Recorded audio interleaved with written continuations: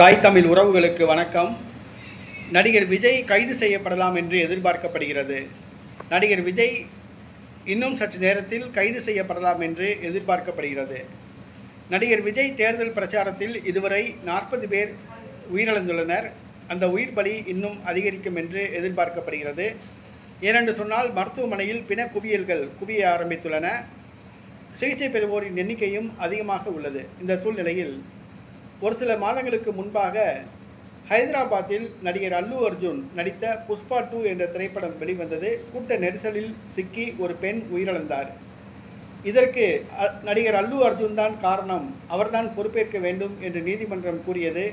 அல்லு அர்ஜுன் அவர்கள் கைது செய்யப்பட்டு சிறையில் அடைக்கப்பட்டிருந்தார். தற்பொழுது நடிகர் விஜய் அவர்கள் தேர்தல் பிரச்சாரம் மேற்கொண்டிருந்தார். நீதிமன்றம் ஏதாவது அசம்பாவிதம் ஏற்பட்டால் தமிழக வெற்றி கழகம்தான் பொறுப்பேற்க வேண்டும் என்று கூறியிருந்தது. இந்த சூழ்நிலையில் 40 பேர் மரணமடைந்துள்ளார்கள்.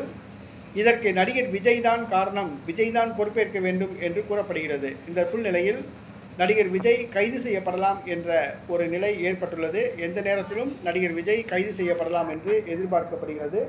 இது தமிழக அரசியலில் பரபரப்பை ஏற்படுத்தியுள்ளது.